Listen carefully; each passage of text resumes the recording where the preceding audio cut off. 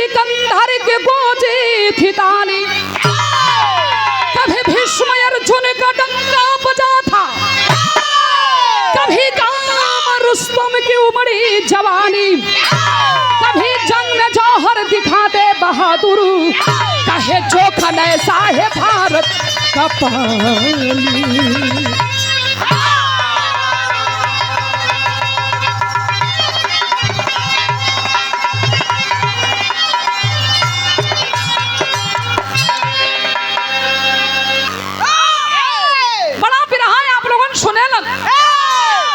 लेकिन बिरहा में हम बताई पीर के कहल गई हो, अब पीर होखे के कैसन चाही।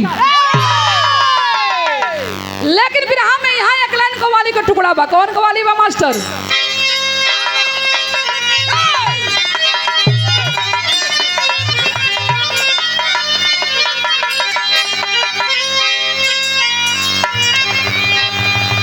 आशी कहता है माशुका से, क्या कहता है मास्टर?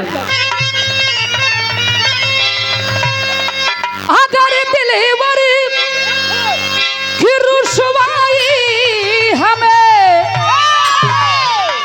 अरे मंजूर हो जाए,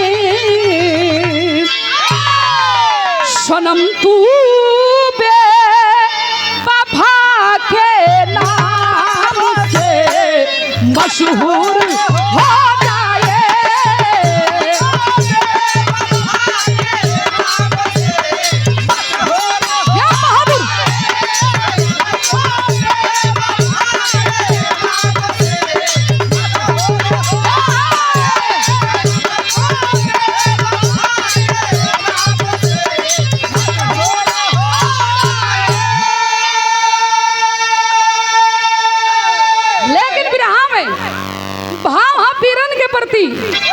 पीर क्या क्या कहल गई हो, जवान क्या क्या कहल गई हो, कैसे?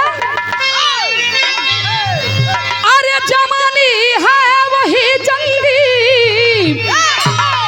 अरे समय पर चट्टान हो जाए, अरे लगा दे आग पानी में तूफान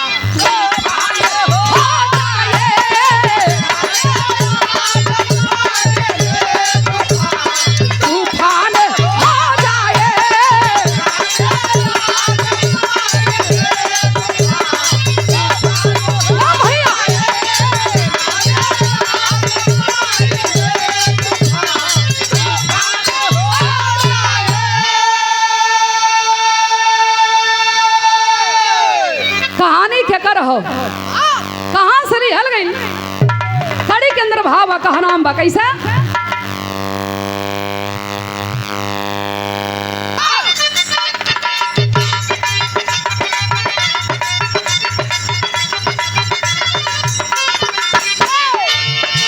हीरो की मान होती है बिरताई के चलते, सागर की मान होती है गहराई के चलते।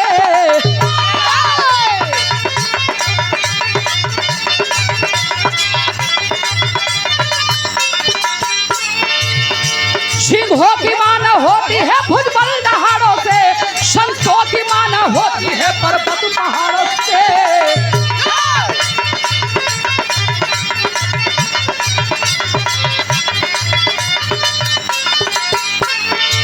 जहाँ सम्मा के है तो सम्मा पे जलना होगा, जहाँ सम्मा के है तो सम्मा पे जलना होगा, जहाँ मंजिल की है तो कांटों पे चलना होगा।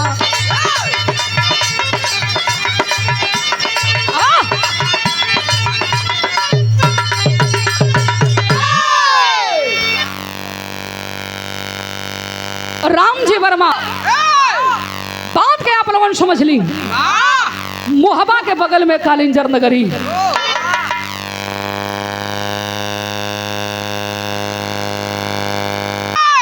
वही मोहबा के बगल में कालिंजर नगरी, और वही कालिंजर नगरी के रहे वाला राजा, जोने राजा के नाम बतावल गई बीरमणि सिंह राजा। बड़ा नामी राजा रहला ने भैया। बीरमणि सिंह राजा के जब तलवार निकल जाए तो निक निक लड़वैया के तलवार चुहानी रखा जाए, एक दिन बीरमणि सिंह राजा ऐलान करवा दिए, कोई है माई के लाल जो लड़ाई के मैदान में हमें हरा दे।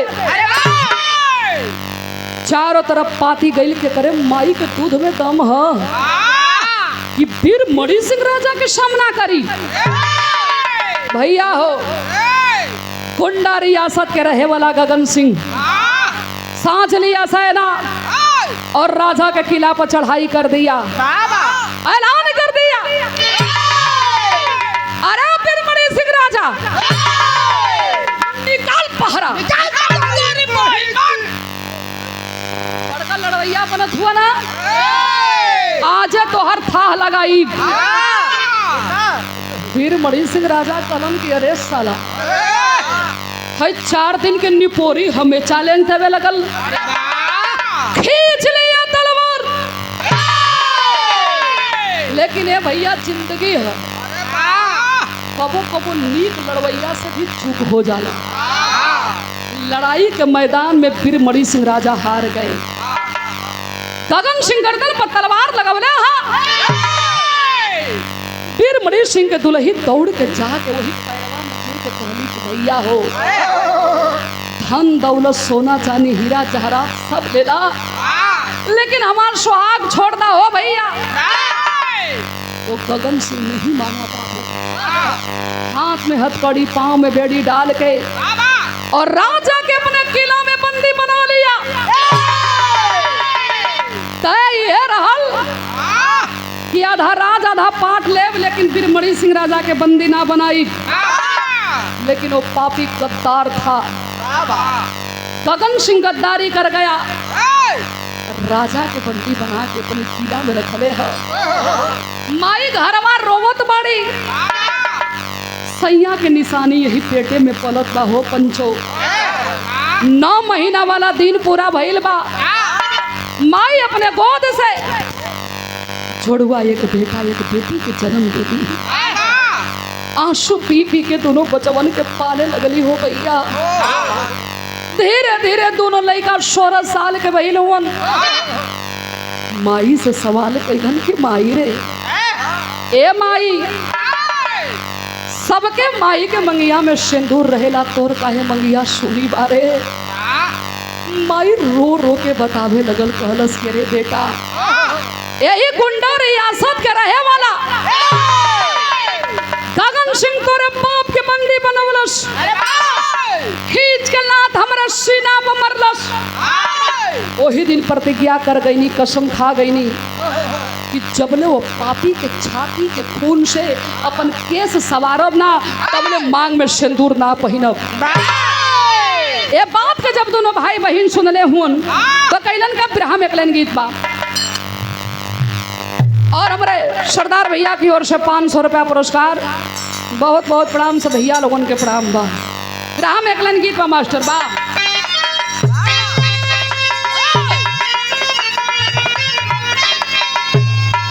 स्वर्गीय रामदेव गुरु जी ये लाइन के बड़ा मचल के गावा, कैसा गावा मास्टर? अरे है झोलनी पवड़ानी, अरे है झोलनी पवड़ानी, जहाजिया मांगा दा, अरे हमारे पायज पुरुष की राजा।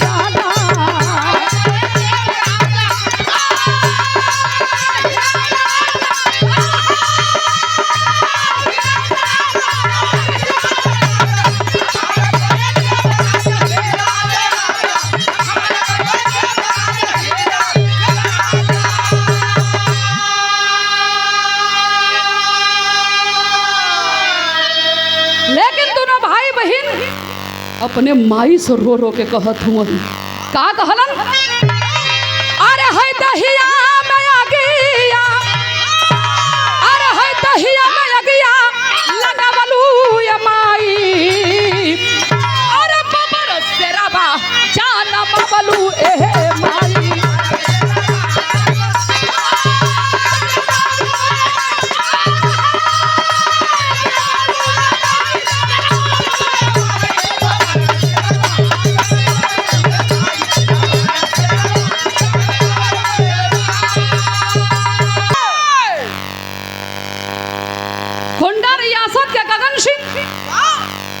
चिट्ठियारी भेजलस कि जो देख के आओ करे गर्भ में बच्चा छोड़ के आई रही।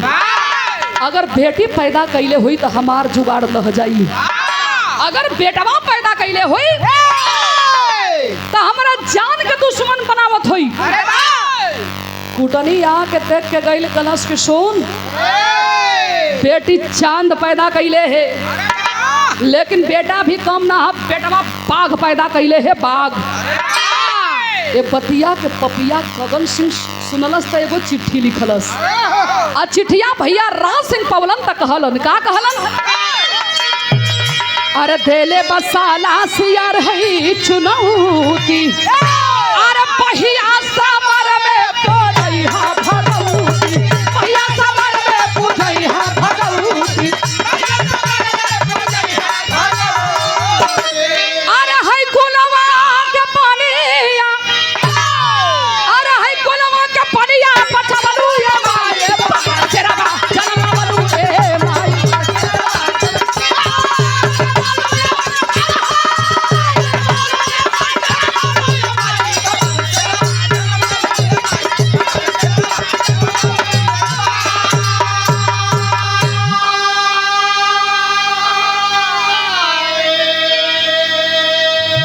चिट्ठी में गगन सिंह ये लिखल है, अरे राज सिंह हमर नाम बा गगन सिंह, पूरा परिचय ते जानल चाहत होबे?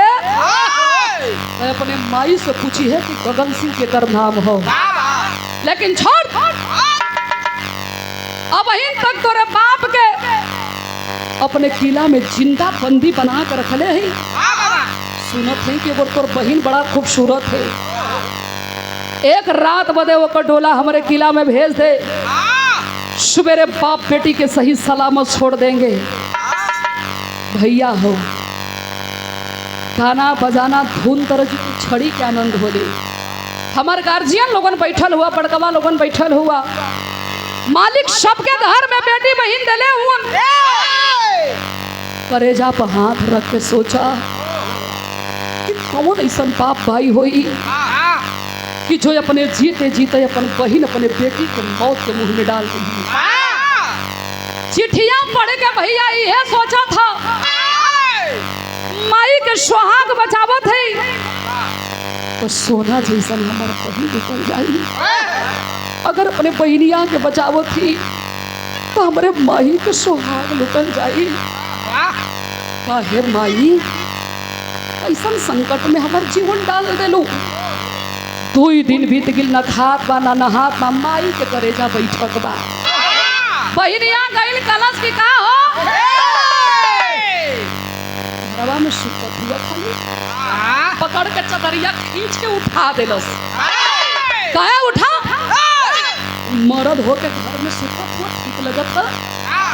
कबले चंचल की निगाह वही तकिया के नीचे गई, चिट्ठी खोल के पढ़े लगल। ए बाबू चिट्ठी खोल के पढ़ने लगी। जब चिट्ठी के बात पढ़ती है तो रोम रोम में खून खौलने लगा। कहती है कि अरे भैया धिकार भाई मरते के जिंदगी, अरे सुनीला की शेरनी के गोद में कोनो शेर पैदा लेवेला, लेकिन तूने तो पहली बार शादी किया है कि शेरनी के गोद में शेर ना कोनो सियार पैदा लेके बैठल है। पपिया के ऐलान से डरा गई ना, पहिला हमरा कलाई के चूड़ी, बैठ जाए ही चुहानी चौका बर्तन करा, और नहीं तो चुल्लू भर पानी में नोक रगड़ के मर जा। तबले भाई खड़ा हो गई कलश। अरे अरे अरे पगली जौने खोद से तू पैदा ले रही उनके दिया से मुँह पैदा ले रही। लड़ले से डर ना है, तू लड़वैया के बीच में यह ना होई तू हमार गर्दन काटी चाहे हम ऊपर गर्दन काटो। यहाँ गर्दन के सवाल ना है रे बहनिया। एक रात बदे तोर टोला मंगले है, बहनिया के मुहावा से निकल गई। तेरा हमार टोला हमार कुर्बानी देने से हमारे माई के जीवन साथी बच जाई हम। एक ना 1000 बार ही कुर्बानी देवे बदे तैयार है भैया।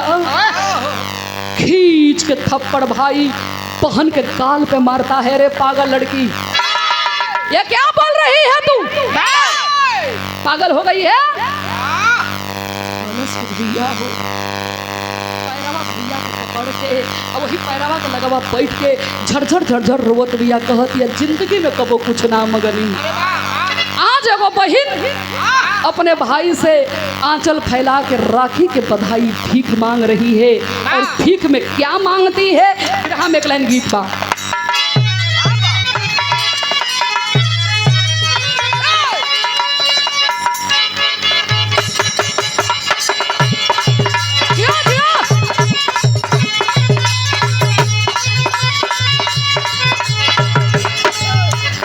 अपने जमाना के मास्टर हिट की तरह, लेकिन आज का डेट में ये जे गीत के गौले हाउ गायिका भी हिट है। गौले रही का गौले रही आइले मोरे राजा लेके ढोल बाजा,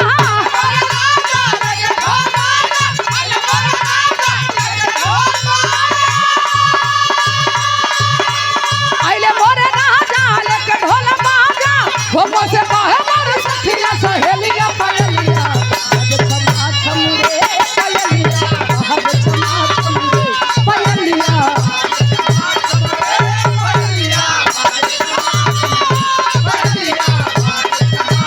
लेकिन बहिनिया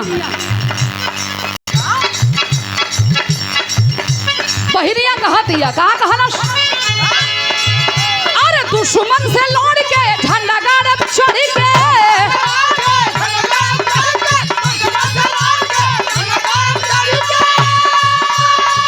अरे दुश्मन से लौट के झंडा गाड़ चढ़ के, हो जाए देव नहीं मोहब्बत के पनिया या गिनिया, हो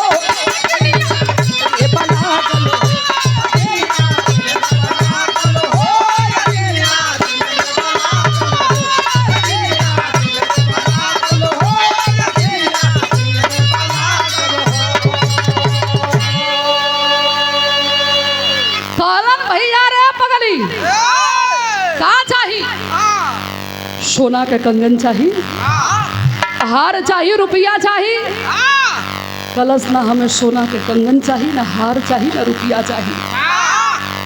3 वचन बनावा कि हम जवन मंगले ही तवन तू देबा। 3 वचन बनवा के अपने भाई से बहन मांगती है, कहती है कि भैया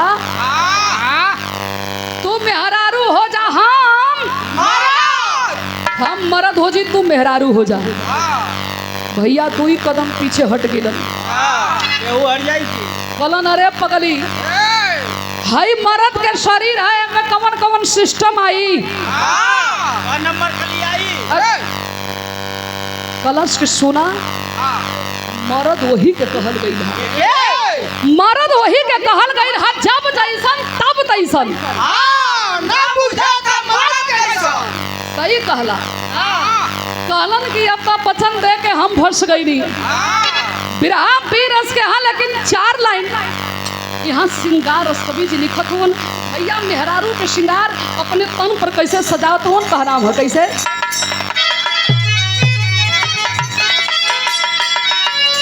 ठीक कैले का जरा कटार खन के चूड़ी चार,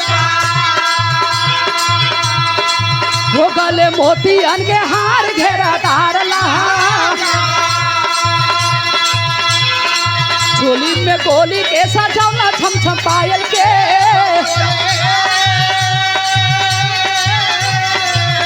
झुलमी झुलफा लहरावले झोपेदार लहा,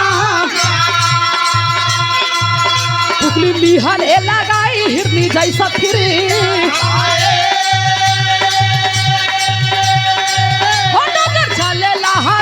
ढले प्यार लहा,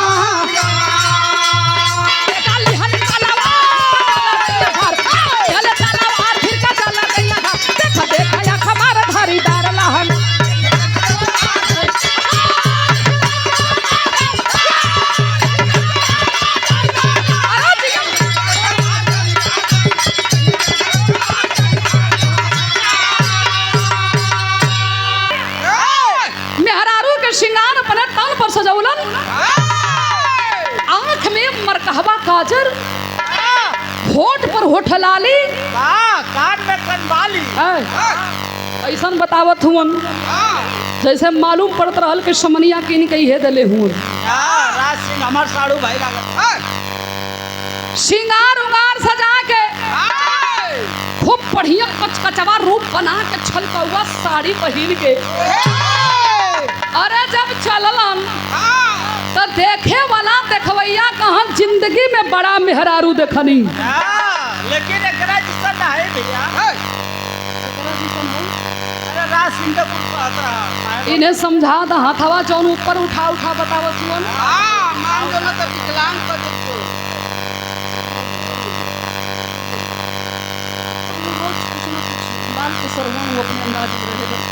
ए भैया ये हर महीनिया के हालात का नाक कान के झुमका बाली निकाल कर रखलस, तार के बनलस जूरा, आज जूरा के ऊपर मुरेठा नकली मोछ लगा के धोती कुर्ता पहनलस, यही कटार कमर में खोस के अंगूठी पहनलस।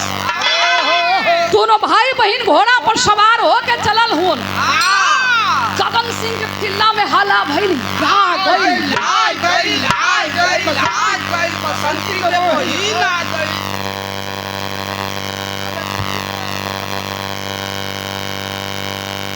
ए भैया हल्ला मचल के आ गई गगन सिंह के दरबार में। राज सिंह अपने बहन के लेके आ गई।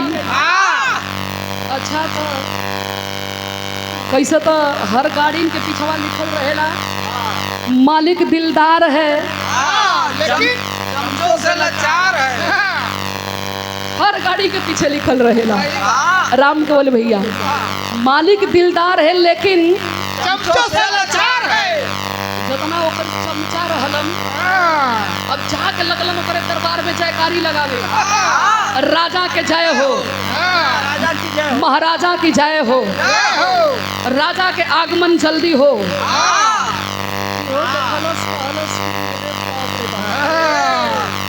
हमारी इज्जत करत हुआ। एगो गइल त कहलस कि ए साहब तोरे जिंदगी में बड़ा मेहरारू आईनी या गईनी, लेकिन मेहरारू ना ऊपर ही उतर के स्वर्ग से आई है। अरे मुका करेगा पर मार के उलट गई, कहे कि इतनी शुगर है। अब धीरे धीरे ओकर हार्ट बीट बढ़े लगल, हो हार्ट बीट बढ़े लगल कि कब रतिया होई कब ओके पाई। ऐलान कर दिया अरे सिपाही जहाँ एकर बाप बंद है कहाँ ले जाके करे भाई के बंदी बनाता। ये जो खूबसूरत लड़की आई है हमारे कमरा में ले जाके मखमली सेज सजावा। चार मिला पहिरिया भैया के भेष में है वही के पकड़ल सन, जहाँ बाबू बंद रहलन वहाँ ले जाके बंदी बना देलन। रात हो गई। आजकल गाय भैंसिन के दूध पियबा तो फायदा करत करत करी, आई दूध में साला इतना दम बा कि जहाँ अंदर जात है कि अपन असर दिखावे शुरू कर देता। कहाँ मिली भैया? कहाँ ना मिली, 5 मिनट के टाइम दा हर जगह उपलब्ध हो जाता है।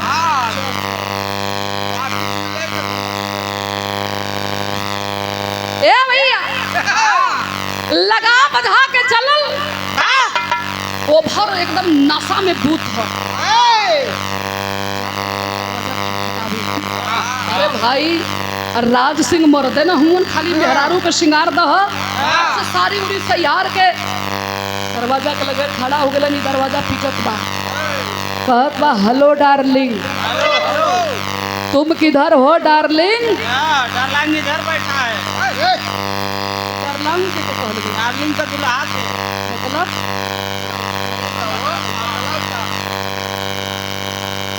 अब वो एकदम पागल हो गइल बा। छे वही राज सिंह मेहरारू के भेष में दरवाजा खोललन। अब मेहरारू जान के जब कबारी में धैलस, अरे वो हर औरत के शरीर लागल मोटर धुआं देवा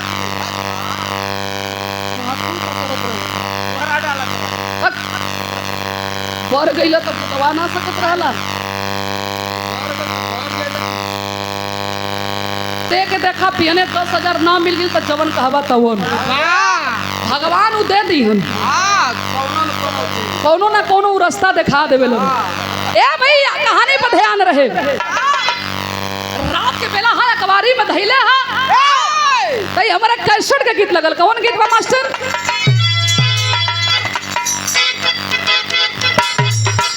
क्या बात है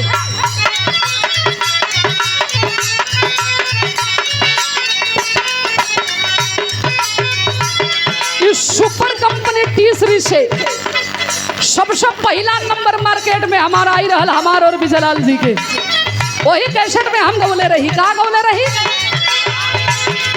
अरे मिहिला लबा पौरा बनमुआ मिहिला लबा पौरा बनमुआ तेला बिछाना पटोरी रे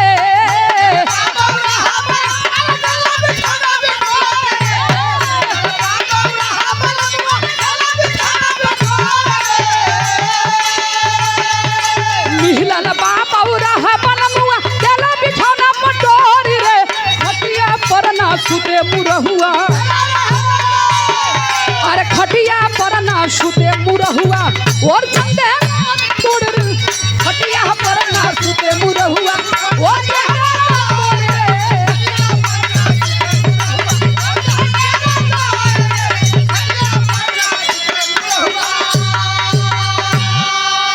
चल के कवारी में धैले हा तो और समय के बाद कभी लिखत हुआ का कहे गगन सिंह यही रे दादा कहे गगन सिंह यही रे दादा अमर सब उतरल चांद रे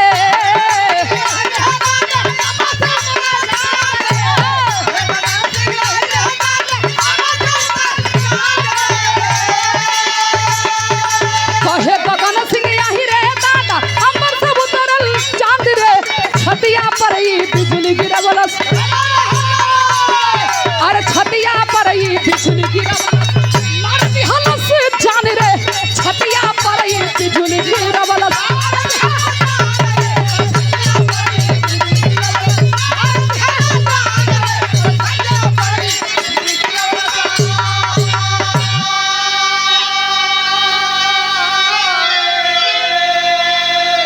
ए बाबू हाय हाय हाय रात के बेला हा हो सोने लोगन के दिहल है ए भैया मेहरारू जान के कवारी में धैले हा तना भैया लोगन बैठल हुआ मर्द के शरीर से मेहरारू के शरीर से अंतर है परेशान अब रात के बेला हा अकबारी में धैले हा गगन सिंह के हाथ जब राज सिंह के मुसरी के लगे पहुंचल चिहूक गई कहे राम जी हो राम जी एकर मुसरी ऐसा ऐठल लगत बा पहलवानी करेले हो सकता है खाने पीने से कुछ इसका शरीर टाइट हो गया है कहे करे हाथ गोड़ से का मतलब हो काम से मतलब ए भैया हाथ घुमावत घुमावत जब पीठ के लगे लेके पहुंचल घबरा गई कहे कि राम जी हो राम जी एकर पीठ ऐसन चाकर लगत बा जना तक सगवान का पीड़ा कहे कुछ तो गड़बड़ है अब यो राजा के बेटा चढ़ल जवानी कलन अगर सारे के रोकत नहीं तो धर्म बिगड़ जी छटा के पलंग के नीचे भगलन साया सारी खोल के जब असली रूप में अइलन तो गगन सिंह के नासा कमी की डाउन हो गई पूछा था तू हऊ के तू भूत हो गईलू कि प्रेत हो गईलू कि दूत हो गईलू कहा चुप सारे ना भूत है ना प्रेत है ना दूत है तोहार बहनोई है का है बहनोई है के कहलस राज सिंह कहला गगन सिंह के ये का पता कितना को फोन करी 108 नंबर पर के देखा।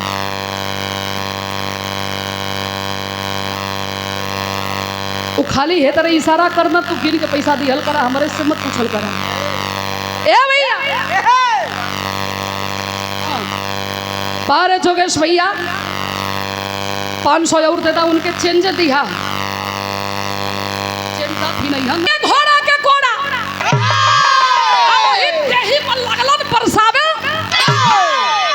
मारे जब लगलन भैया की सारा बहिनिया समझ गई, कोने में बैठा रहल हो बाबू। तने 2 मिनट सीरियस कहानी हो, गौर करियन।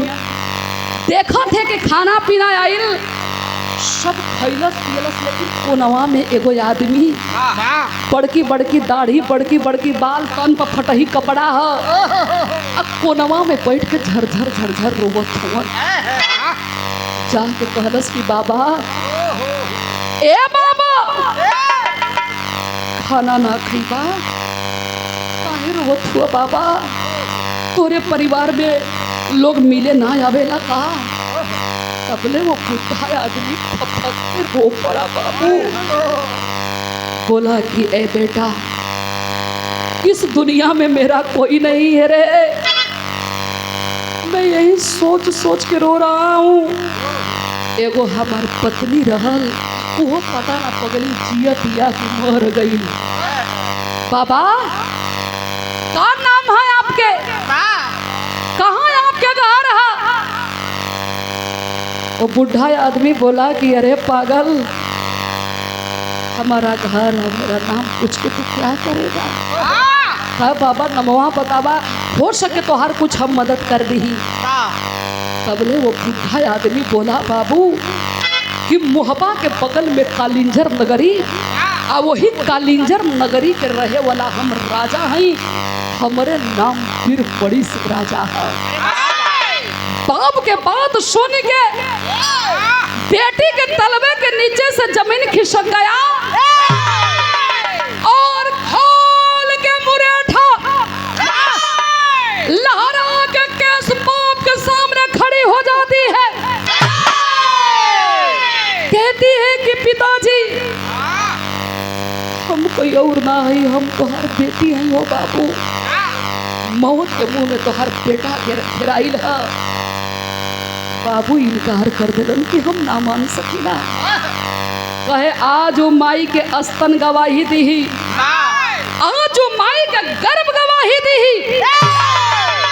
कि हम केकर बेटा केकर बेटी है। बाप के चरण चुमती है, सर पे बांध के कफन। लड़ाई के मैदान में बेटी चंचल कूदल है तो फिर हमें चौलरिया लगिल मास्टर बढ़ा लिया।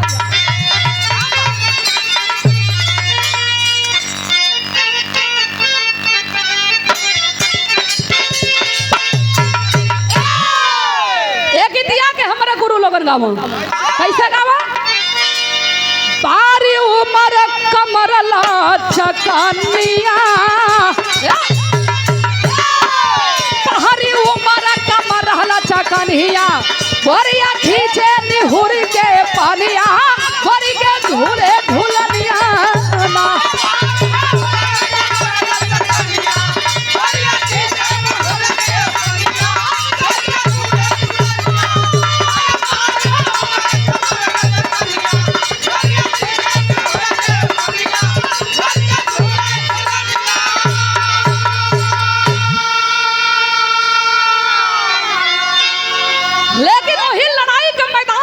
हुन का अरे बाजल ढोल नगारा सज गए, यारा बालिया हो मुदैया, जग में होई हा लड़ैया,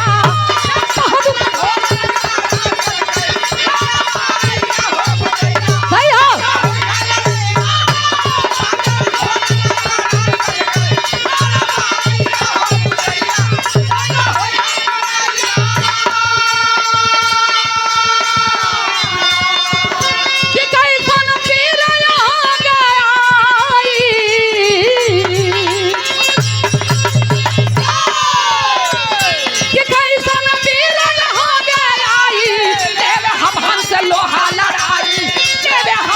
लोहा लड़ाई लाल लहू से होई हा, कैसा रीत समर के गई हा, आई हर भू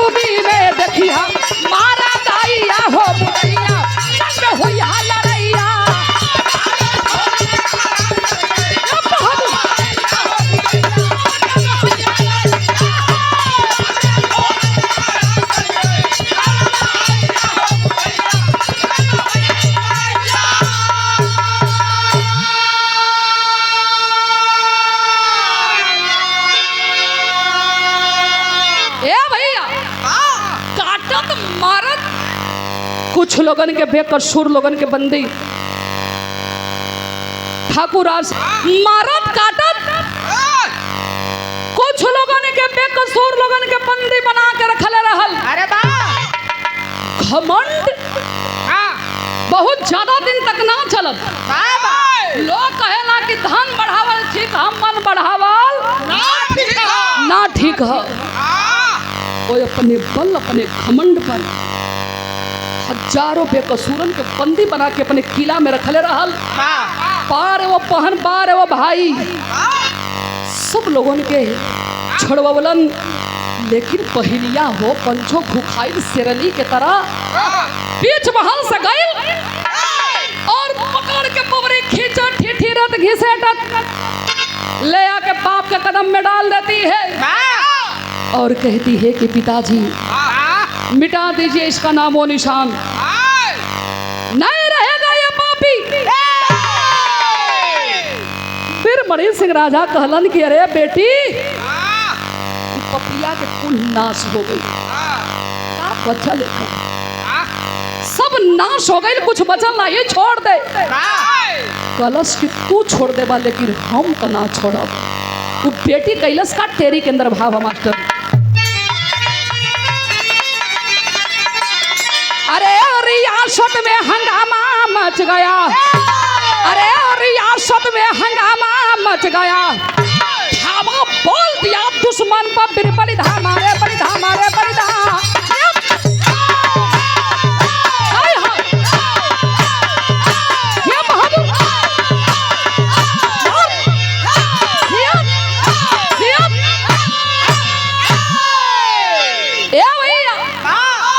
रियासत में हंगामा मच गया, धावा बोल दिया दुश्मन पर बिरबली धामा।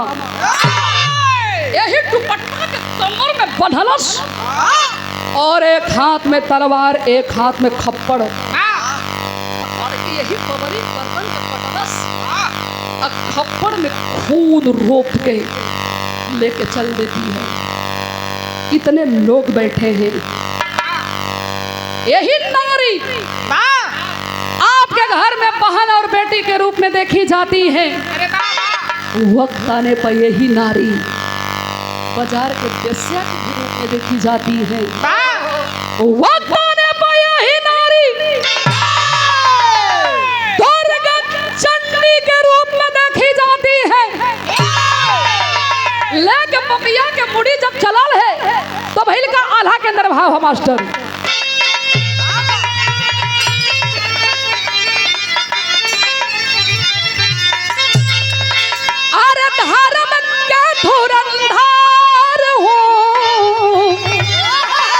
धुरंधर बन के रही है रणमाया दानवा में होई नाही,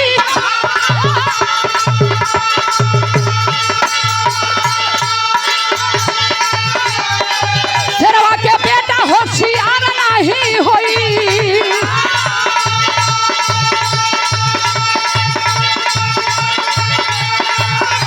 रणमाया दानवा में जुझ गई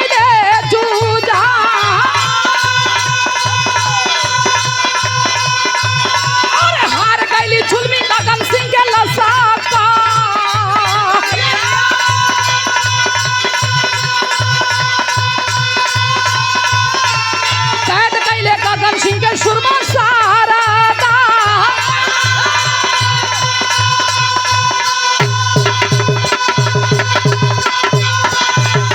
दुश्मन के खूना भाषा कैसी असावा,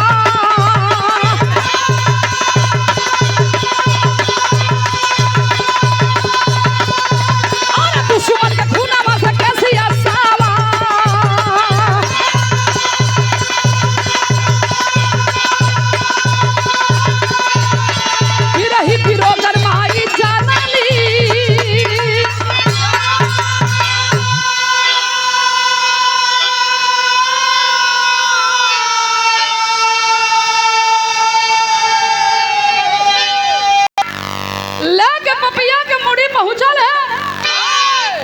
रोवत है, आगे आगे बाप भाई, पीछे खून से लथपथ हाथ में मूड़ी लेके पहुंची है। माई हो पंचो रोत रोत पागल हो गई बिया। कह रही है कि भगवान मौत मुझे दे दीजिए मालिक, विधवा ना है ये मालिक। ऐसा कहर हमरे जिंदगी में ढाला हो प्रभु। सुहागन रह के विधवा के जिंदगी बितावत है। जिए के सहारा यही आंचल में कोई हीरा रहलन, लगता वो टूट के बिखर गई। खून से लथपथ वो बेटी गगन सिंह की मूड़ी हाथ में लिए खड़ी है। कह रही है माँ,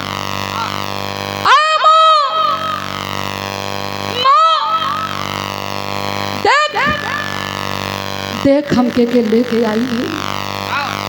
पति पर नजर पड़ल हो, रोवत रोवत अखिया से कम लौकत बा। दौड़ के जाके मुहवा पर हथवा लगा के सुघरावे लगली। माई यही अचरावा लगा के पैरवा के चूम के कहली का हो सैया, कैसे हमरे बिना जी लेला हो मालिक।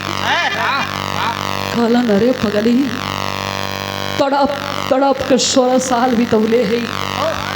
पपिया के खुनवा से माई के सिया सवार के मंगिया में सिंदूर पहनली तो और समय के भाव है।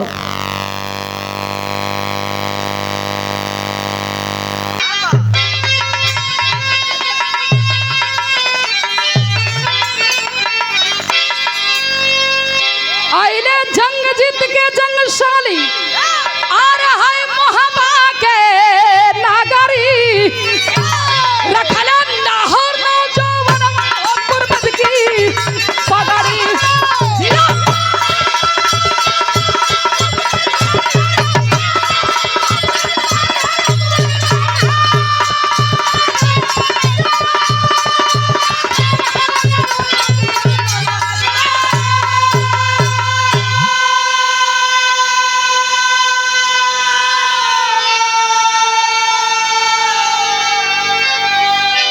दुश्मन के छाती के खून से लिहली के सवारी। पूरा प्रतिज्ञा माँ के करवला और रंगना और भाई। माई के पूरा भलियर बनवा हो पूर्वज की पगड़ी।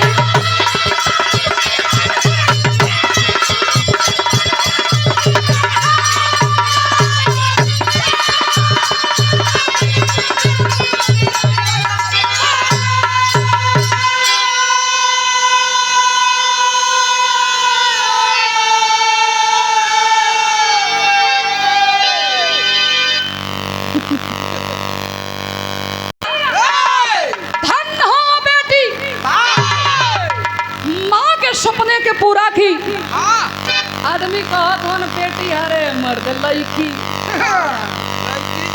ऐसे लोग बतियावत है, लेकिन नहीं। इतिहास उठा के पढ़ लीजिएगा। अरे ये नारी कहाँ नहीं है।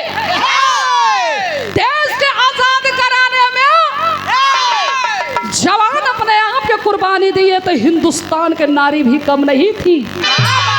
लोग कहते हैं खूब लड़ी मर्दानी, वो तो झांसी वाली रानी थी।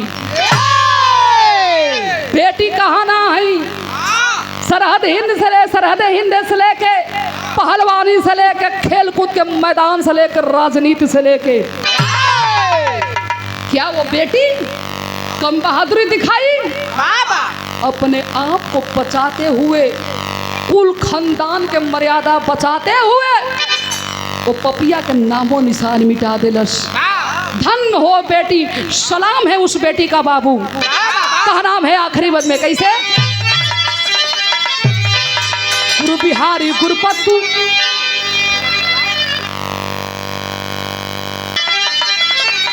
गुरु बिहारी गुरुपत्तु, एक शोला एक शैलाब, काशी पुल्लू सुखनंदन, अरे गुलशन के गुल गुलाब। रियासत में हंगामा मच गया, रजनी कभी चोखन बिरहा में रुस्तम